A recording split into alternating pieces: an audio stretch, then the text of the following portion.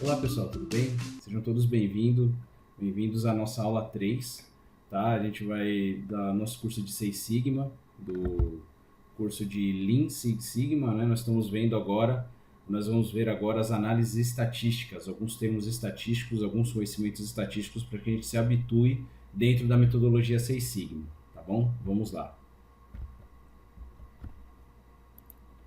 Bom, como a gente viu a história um pouquinho dos mentores da metodologia Seis Sigma, nós tivemos também a história do Gauss, né, do gráfico de Gauss. A gente vai analisar um pouquinho mais esse gráfico e o que ele representa para o Seis Sigma, tá bom? Bom, vamos partir primeiro da base do que a gente pode analisar como variação. Tudo que existe na natureza, ou tudo que a gente produz, ou todo serviço que a gente presta tem uma certa variação, ou de tempo, ou de tamanho, ou número de clientes, tudo varia em torno de uma média, tá? E na natureza, não se deixa mentir que tudo, na natureza existe uma certa variabilidade, né? Você vê os flocos de neve, as próprias folhas das árvores, e também os números, eles ocorrem em torno de uma média, tá? Um exemplo disso, a quantidade de entregas, idade das pessoas, os tamanhos, diâmetros, tempo de atendimento, quantidade de matéria-primas que eu recebo por mês. Então tudo isso tem uma certa variação. Embora a gente tente seguir uma certa qualidade do nosso processo, a gente sempre sabe, por mais preciso que seja o nosso processo, a gente sempre vai ter variação dentro dele, tá? Aqui explicando para vocês rapidamente, nós temos aqui o plano cartesiano, as ordenadas e as abscissas. Então nós temos aqui em X o que eu estou medindo, os números que eu estou medindo, e aqui os pontos e a quantidade de vezes que ocorre cada ponto. Então, por exemplo, eu vejo que em torno da minha média Mi, que eu tenho aqui, eu tenho maior concentração de pontos próximo dessa média, né? E se afastando da média, eu tenho alguns pontos que saem fora desses limites aí, né? Então, essa nuvem aqui de pontos vai nos gerar o que a gente conhece como a curva de Gauss, tá? Que está aqui, melhor explicada, tá? Então, como eu disse a vocês, é uma curva em formato de sino que demonstra a distribuição normal e a probabilidade de ocorrência de determinado número, tá? Desenvolvida pelo Gauss. E a sua estrutura básica, como eu disse, nós tem as medidas gerenciadas em X e a quantidade de ocorrências em Y, tá? Essa curva, todo esse espaço aqui da curva, ele vai ser igual a 1 ou vai ser igual a 100%, tá? E para que eu possa ter a minha qualidade garantida, então os números que eu quero seguir garantidos, eu vou estipular os limites de controle dentro do meu processo. Esse LCI aqui é o limite de controle inferior, então é o número inferior que eu vou medir. O outro é o LCS, que é o limite de controle superior. E dentro desses limites aqui é onde eu vou querer trabalhar. Imagine vocês, eu vou dar alguns exemplos, imagine vocês que eu quero trabalhar medindo a amostra da altura de determinados indivíduos. Então eu vou ter 1,60 aqui no inferior e vou ter 2,10 m, ou então 1,90 m, ou então 2 metros aqui no superior. E a média, eu vou ter uma média de 1,80 m. Então é basicamente assim que a gente lê e que a gente trabalha dentro da curva de Gauss, tá bom? Bom, a curva de Gauss, ela trabalha com a variabilidade. Essa variabilidade ela é demonstrada pelo desvio padrão, tá? O desvio padrão, o número de desvios padrão vai demonstrar o quanto está variando os meus números em torno da média, tá? Então, por exemplo, um desvio padrão, eu tenho uma característica de curva mais fechada. Com 2 desvios padrões, eu tenho já uma curva mais aberta, e assim por diante, tá? Bom, o sigma, que é esse desvio padrão, que é essa letra grega que vai representar o nosso desvio padrão, ele vai mostrar uma medida comum de dispersão estatística que vai estar ali debaixo daquela curva, tá? E o baixo desvio padrão, ele vai demonstrar para mim que os meus números estão próximos da média. É o que a gente faz quando a gente faz o nosso planejamento. A gente quer que todas as peças que a gente planeje fazer naquela determinada linha de produção fiquem em torno de uma determinada média, que eles tenham o mínimo variação possível, mas a gente sabe que isso é impossível, tá? Bom, e o desvio padrão alto indica que esses dados, vamos dizer assim, o que eu estou produzindo, ou então o serviço que eu estou prestando, está tendo uma certa variabilidade. Então, é isso que a gente tem que controlar dentro dos nossos processos, tá bom? Bom, alguns exemplos aqui para ficar um pouco mais claro. Vamos supor que dentro de uma linha produtiva eu esteja produzindo peças mecânicas e que o meu limite inferior vai ser de 5 milímetros e o superior de 15 milímetros. E dentro da especificação eu tenho que a média de 10 milímetros. Eu tenho que fazer com que o meu processo fique próximo a esses 10 milímetros. Tá? Vão existir algumas peças que eu vou produzir que vão ficar mais distantes dessa média, mas eu tenho que fazer com que o meu processo fique próximo dessa média. Tá? Olhando um pouquinho para a cadeia de serviços agora, vamos supor o atendimento de um banco, de um hospital, um hotel. Então eu vou querer medir uma média de 10 minutos de atendimento por cliente, ou então por paciente, e vou ter aqui meus limites inferiores e superiores, em inferior 5 minutos e superior 15 minutos. Se eu ultrapassar esses 15 minutos, eu vou ter um cliente satisfeito. O ideal é que esse tempo ele fique próximo aqui dos 10 minutos, tá?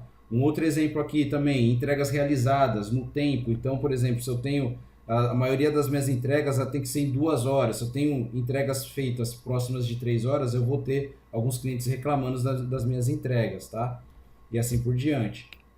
Bom, aqui quantidade de entregas realizadas com o pedido completo. Então eu tenho que ter a maior quantidade de entregas realizadas da maneira correta, então sem faltar nenhum item. Então, por exemplo, imagine que um cliente ele comprou um livro e um DVD num site. Ele quer receber os dois. Se chega faltando alguma coisa para ele, ele vai abrir uma reclamação e isso vai provavelmente vai cair num serviço de atendimento ao cliente e vai ser uma não conformidade que eu vou medir. Então, as minhas entregas eu tenho que manter próximo da meta, que é sem faltar nenhum item, né? 0 itens faltantes nos produtos, tá?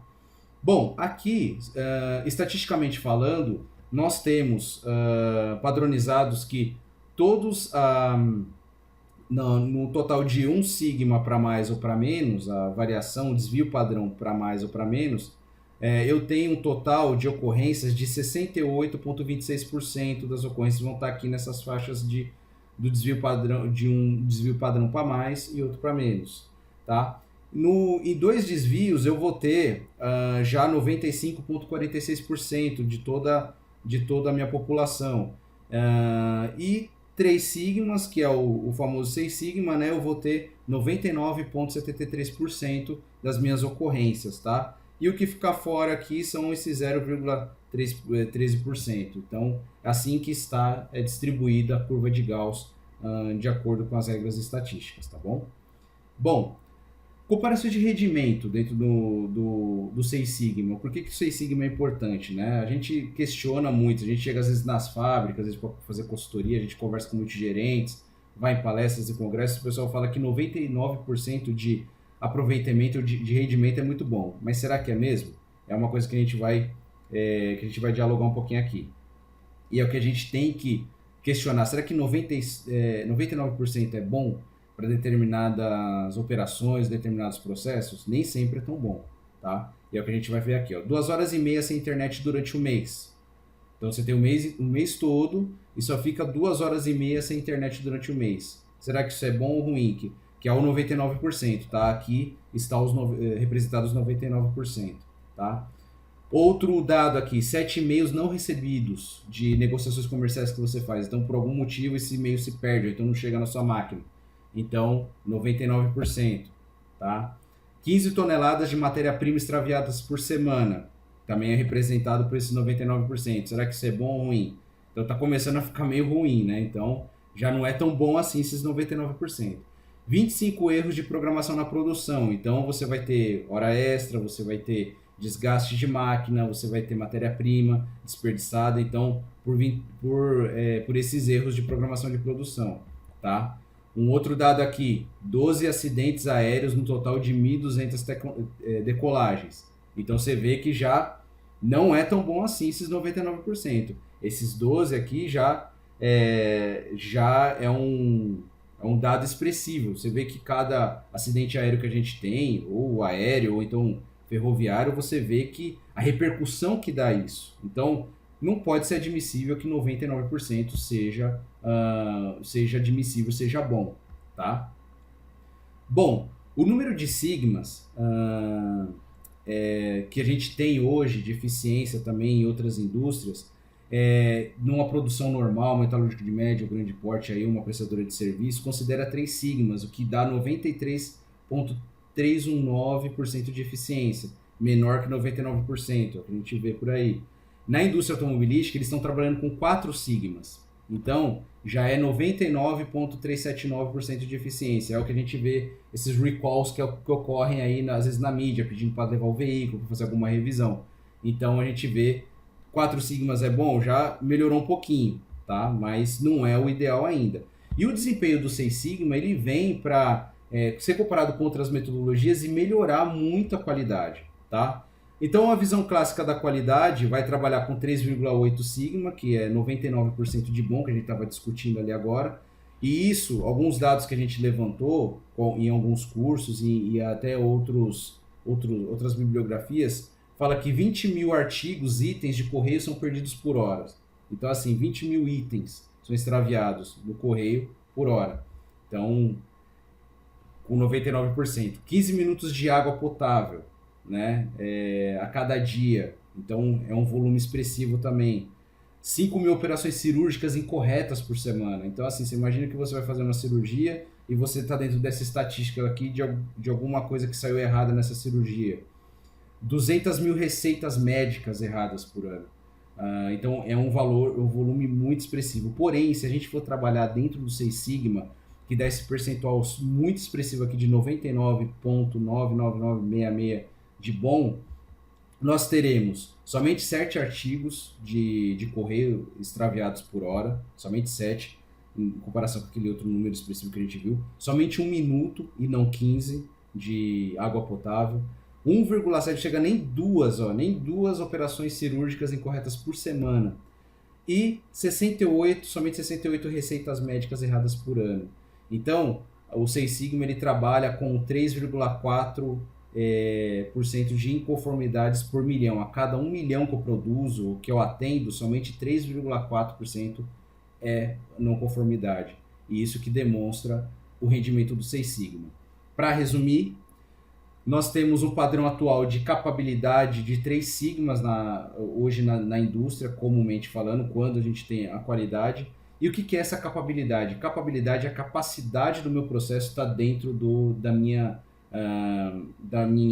regulação, ou então da minha qualidade do processo. Tá? E a capacidade que eu tenho de estar dentro da qualidade que eu preciso para o meu produto ou para o meu serviço, tá? E o que dá um rendimento de 93,3%, tá? 4 sigmas de capabilidade já vai me gerar 99,379. E o 6 sigma, ele vai me gerar uma capacidade de processo que está dentro da especificação de 99,99966%. Então, é um valor muito expressivo. Então, assim, para nós engenheiros, administradores, 99% nem sempre é tão bom, como a gente viu ali no caso da área médica, da área de decolagem, na área aeronáutica. Então, qualquer processo, pessoal, a gente tem que buscar o 6 sigma, tá? Bom, na próxima aula, agora que nós já temos alguns conceitos estatísticos já explicados, na próxima aula a gente vai conhecer o famoso PDCA do 6 sigma, que é a metodologia DMAIC, tá? O DMAIC ele vai ajudar a gente a definir, medir, analisar, melhorar e controlar o processo, tá? Então, a gente vai ver como que trabalha essa metodologia, tá bom? Que na realidade aí é uma abordagem que nós temos de poder planejar os processos, tá bom? Bom, havendo alguma dúvida, eu estou à disposição de vocês, aqui está o meu contato, tem a descrição do vídeo também, pode entrar em contato comigo à vontade, para a gente poder discutir um pouco mais, tá bom? Agradeço vocês a terem assistido e aguardo vocês na próxima aula, tá bom? Muito obrigado, meus estudos, tchau, tchau.